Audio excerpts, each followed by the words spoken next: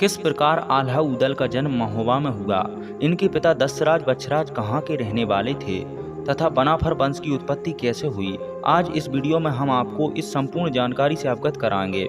इनका इतिहास शुरू होता है माणहोगढ़ के राजा करिया के यहाँ से। माणहोगढ़ के राजा जम्बेराय बघेल वंशी राजपूत थे। उनका पुत्र करिया राय वीर ही नहीं बल्कि चतुर चालाक भी था। जेठ मास के दशहरा पर हर साल गंगा घाटों पर मेले लगते हैं। जाजमऊ घाट पर भी मेला लगता है। वहाँ भी राजा आसपास के राजा रईस गंगा माता की जय जयकार करते हुए गंगा स्नान करने आते हैं। करिया राय ने अपने पिता से जाजमऊ मेले में जाने की अनुमति मांगी। राजा ने कहा, मेले में जाना ठीक नहीं होगा, वहाँ कन्नौज का राजा जयचंद भी आएगा। हमने उससे कर्जा लिया था और पिछले 12 वर्ष में एक भी रुपया नहीं चुकाया। वह तुम्हें मेले में अपमानित भी कर सकता है। करिया राय को ही करेंगा राय भी कहा जाता था। वह बोला, हे दादा, आप मुझे जाने दें। राजा जयचंद से सामना हो भी गया तो मैं अपनी चतुराई से पूरा कर्ज माफ भी करवा लूंगा। जम्बे राय ने गंगा स्नान पर जाने की अनुमति दे दी। करिया राय तब अपने महल में गया और अपनी प्यारी बहन बिजमा को गंगा स्नान जाने का समाचार दिया। बहन ने कहा, मेले में तो मैं नहीं जाऊंगी, परंतु मेरे लिए मेले से कुछ ऐसा उपहार लाना जो बहुमूल्य हो और जीवन भर याद रहे।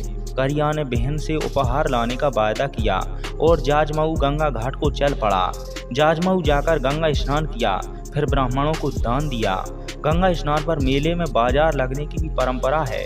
लोग अपने काम की तथा अपनी पसंद की चीजें मेले में खरीद कर ले आते हैं ताकि याद बनी रहे। परिवारजनों तथा मित्रों के लिए उपहार भी लाते हैं। करिया राय को भी अपनी बहन के लिए उपहार खरीदने की याद आई। उसने सोचा कि हीरों से जड़ा नौल का हार उपहार में दिया जाए तो कैसा रहेगा। बाजार में बार बार घूमा पर असली हीरों वाला नौल का हार उसे कहीं नहीं मिला। इसी दौरान करिया राय की भेंट माहिल राय से हुई, जो कि उरई का राजा था। जब माहिल को पता चला कि करिया नौल का हार की तलाश में है तो उसने चुगली लगाई, राजा होकर बाजारों में हार खोज रहे हो, जिनके यहाँ हार हो अपनी शक्ति से छीन कर ले आओ। करिया तो उत्पादी था ही, बोला, अरे यह तो पता चले कि नौल का हार कहाँ मिलेगा, फिर तो उसे उड़ा लाना मेरा काम है। माहिल ने बताया, महोबा में राजा परमाल की रानी मल्हना के पास हीरों से जड़ा नौल का हार है, जाओ और छीन लाओ। करिया राय को तो मानो पंख लग गए हों। वह तुरंत महोबे के लिए चल पड़ा। सेना तो साथ थी ही। एक गांव में रहीमल, टोडरमल, दशराज तथा बछराज 4 भाई रहते थे। वे बक्सर के रहने वाले थे। इनका बनवासी होने के कारण बनाफर गोत्र था। इनके पास ही बनारस का रहने वाला ताला सैयद रहता था, जिसके 9 पुत्र और 18 पौत्र थे। जयचंद की रियासत में इनके साथ कुछ झगड़ा हो गया। आपसी विवाद को निपटाने के लिए दोनों परिवार जयचंद के दरबार में जाने के लिए चले। वे महोबा जा पहुंचे। वहां उन्होंने किसी राहगीर से कन्नौज जाने का मार्ग पूछा। राहगीर ने जाने का कारण पूछा तो उन्होंने दोनों परिवारों का आपसी विवाद सुलझाने की बात बताई। यात्री ने कहा, वहां जयचंद को खोज रहे हो, यही महोबा में महाराज परिमाल के पास चले जाओ। दोनों परिवारों को सुझाव अच्छा लगा। महोबा के द्वार पर राहगीरों के लिए ठहरने के लिए कमरों की व्यवस्था की गई। द्वार रक्षकों ने दोनों परिवारों को वहीं ठहरा दिया और कहा, राजा परिमाल को समाचार भेज देते हैं। जब तक वे दरबार में बुलाएं, आप वहां प्रेम से रहिए। भोजन का प्रबंध राजा की ओर से होता है, आप लोगों को कोई भी असुविधा नहीं होगी। द्वार रक्षकों की बात सुनकर दोनों परिवार वहीं ठहर गए। इधर करिया राय उरई नरेश माहिल के बहकावे में आकर महोबा आ पहुंचा। उसने प्रवेश करना चाहा तो द्वारपालों ने रोक दिया। वह तो राजमहल में लूट के विचार से ही आया था, अतः सोचा पहले यहीं से आतंक फैलाना शुरू करता हूँ, तो आगे सब डर कर भाग जाएंगे। दशराज और बछराज भी बनाफर राजपूत थे। उन्होंने सोचा कि 3 दिन से हम यहाँ राजा के मेहमान बने हुए हैं, उस पर किसी डाकू का आक्रमण हो तो हम चुपचाप कैसे देखते रह सकते हैं। हमने यहाँ का दाना पानी खाया है, यहाँ का नमक खाया है, इसे हराम नहीं किया जा सकता। इधर ताला सैयद ने भी अपने पुत्र पौत्रों को तैयार किया। करिया राय के पास घुड़सवार और हाथी भी थे, परंतु फिर भी वह अपने लूट के कुकर्म में सफल नहीं हुआ। बनाफर भाइयों तथा ताला मियाँ ने उन्हें मारकर भगा दिया। करिया राय अपनी सेना मरवाकर वापस चला गया। राजा परिमाल के महलों में इस घटना का पता चला तो उन्होंने राज दरबार में बुलाकर उन सभी का सम्मान किया। रानी मल्हना ने राजा परिमाल से कहा, राजन, आपने तो युद्ध से हाथ खींच लिए हैं, शस्त्र सागर को समर्पित कर दिए हैं, यदि शत्रु आक्रमण कर दे तो बिना नायक की सेना कैसे लड़ सकेगी। राजा ने कहा, वैसे भी अब मैं युद्ध करना ही नहीं चाहता हूँ, तुम्हारे भाई तो कोई सहायता करते नहीं।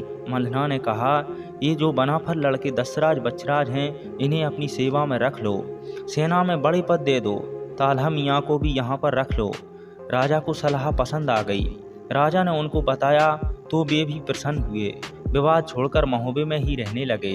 पहले तो राजमहल में ही रहे, फिर राजा ने उनके लिए अलग अलग महल बनवा दिए। थाला सैयद को सेनापति बना दिया गया। दशराज बछराज को भी सेना में ऊंचे पद दे दिए गए। वे अब महोबा के निवासी बन गए। मल्हना ने उनका विवाह भी अच्छी राजपूत कन्याओं से करवा दिया। दशराज की पत्नी दिवला के गर्भ से आल्हा का जन्म हुआ, जो महान वीर तथा धर्मराज युधिष्ठिर के अवतार बताए जाते हैं। बछराज की रानी ब्रह्मादे, जिसे कनका के नाम से भी पुकारा जाता था, उनके गर्भ से मलखान का जन्म हुआ, जो सहदेव के अवतार माने जाते हैं। स्वयं रानी मल्हना के गर्भ से ब्रह्मानंद का जन्म हुआ, जो कि वीर अर्जुन के अवतार बताए जाते हैं। रतिभान की रानी तिलका ने लाखन राणा को जन्म दिया, जो कि नकुल के अवतार बताए जाते हैं। इधर माहिल का मन वर्षों बाद भी परमाल से बदला लेने को मचलता था। बहन का भी वह भला नहीं चाहता था। एक बार फिर उसने करिया राय को महोबा पर आक्रमण करने के लिए उकसाया। उसने बताया कि ताला सैयद बनारस को चला गया है। दशराज बछराज अलग अलग महल में रहते हैं। राजा परमाल शस्त्र नहीं उठाते हैं, अतः अब महोबा पर आक्रमण करो और बहन मल्हना का नौल का हार व अन्य आभूषण लूट ले आओ।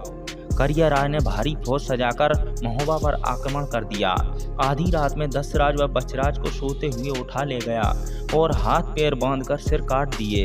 इतना ही नहीं, वीरों के सिर उस दुष्ट ने बट वृक्ष पर लटका दिए, ताकि सबको पता चल जाए कि अब महोबा के रक्षक वीर नहीं रहे। महोबा में हाहाकार मच गया।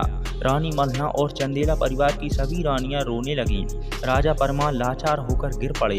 जब बस नहीं चलता तब वे रोना ही शेष रह जाता है। ताला सैयद बनारस से वापस लौटे तो महोबा का हाल देखकर बहुत दुखी हुए।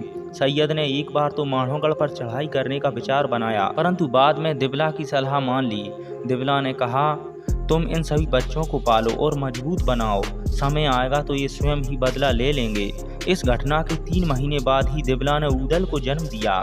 दिवला ने बांदी से कहा कि इसे कहीं फेंक दो, इसके जन्म के कारण ही इसके पिता की मृत्यु हुई है। बांदी ने रानी मल्हना को बालक देकर सारी बात बताई, तो उसके बाद रानी मल्हना ने ही ऊदल का पालन पोषण किया और ऊदल को पाल पोस कर बड़ा किया। इसके बाद ऊदल किस प्रकार मानोगढ़ पर चढ़ाई करके अपने पिता की हत्या का बदला लेते हैं, वह हम अगले वीडियो में आपके समक्ष साझा करेंगे। तो आज की वीडियो में इतना ही। यदि आपने चैनल को सब्सक्राइब नहीं किया है तो अभी चैनल को सब्सक्राइब कर लीजिए। मिलते हैं अगली वीडियो में। जय भारत भूमि।